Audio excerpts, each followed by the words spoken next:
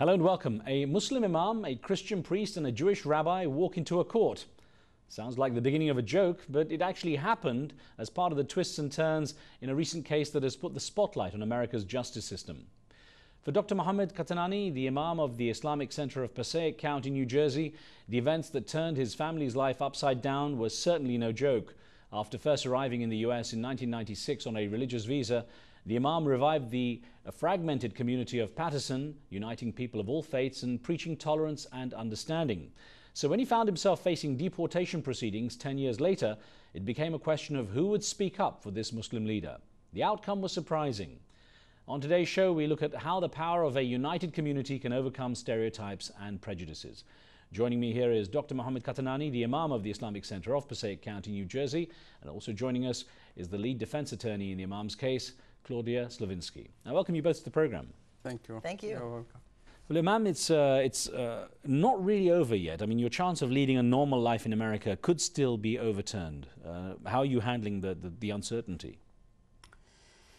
First of all, I would like to thank you, Mr. Rez, for this interview, which is very important for people to see this kind of case, which a case of unity, a case of working together as one community, as many communities. So it is a very good sign for people that they can live together, that people can work together. And in these few days, we learned a lot, and our community learned a lot, and it achieved a lot.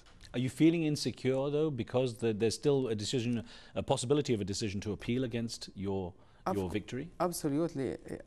Anybody in this case will feel insecure all these years and until this moment, because maybe the government will have appeal, but we hope that they will not, because it is a case of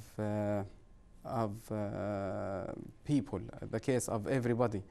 It is not the case of the imam. How has the publicity of the case helped or hindered your case? The publicity has a very good support to my case, because the people of all faiths, the people of my community, the people of even some of the government officials, elected and appointed, heard about this case, which is unfair case. It is unfair case, case of humanity. So I think that the media and the publicity was very positive in this case. Claudia Slavinsky, good to have you with us too. Now, it's a pleasure. Now, the judge ruled a 71-page document. That's right. In favor of the imam, and pretty much it's all in your favor, but the government still has that window. Do you expect an appeal, and are you preparing for it? Well, we certainly hope that it doesn't happen. And I think what's, in terms of analyzing it for appealability, what's important to note that it's a really very sound decision. It's very well reasoned. It's 71 pages for a reason, and that's that it's based in solid fact-finding and a finding of credibility of the imam and of all the witnesses that we presented, and in fact finding the government was not credible. Take me through some of the most important details of that case. Well, the government was alleging that Dr. Qatanani had a conviction in the Israeli military court that he intentionally failed to disclose to the government, and that was completely shot down and proven not to be true.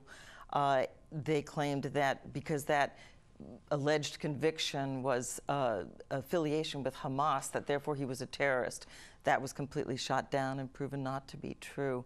And they claimed that he wasn't entitled to legal permanent residence because he wasn't of good moral character enough.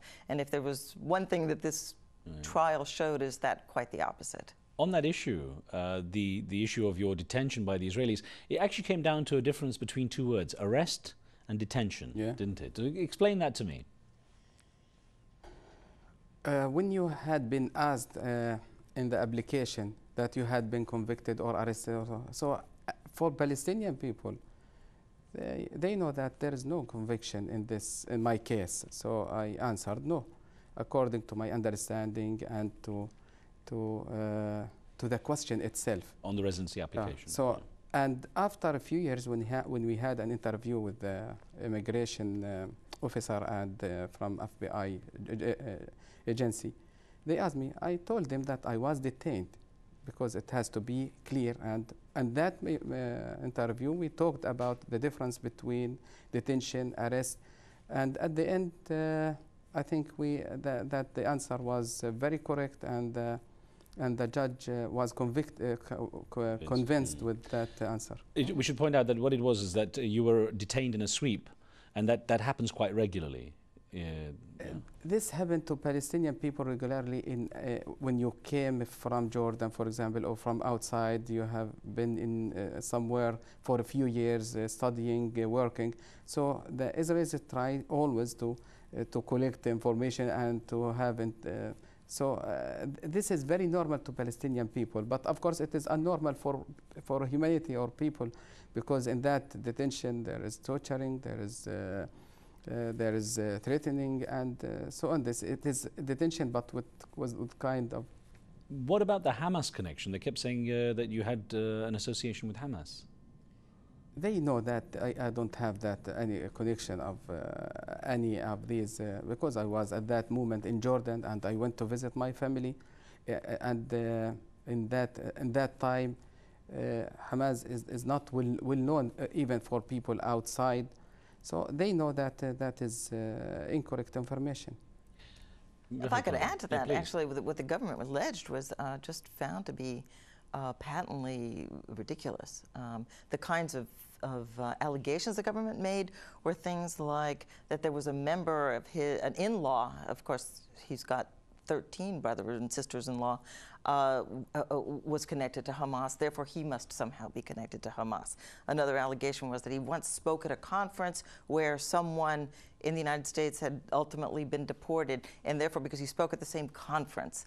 I mean, these are the kinds of things that we as Americans look at and say, well, that's not proof of wrongdoing. How difficult do you find it as a lawyer defending in the post 9/11 era? Right. No, that is, it's a very, very serious allegation, of course. And in this day and age, I think that the government thinks they can just walk into a court and say Hamas and everything will collapse and go their way. And I think what's really, truly remarkable about this case is the strength of our judicial system, that a judge isn't going to collapse with that word and is going to take a hard look at evidence and make a truly objective ruling, which is what happened here.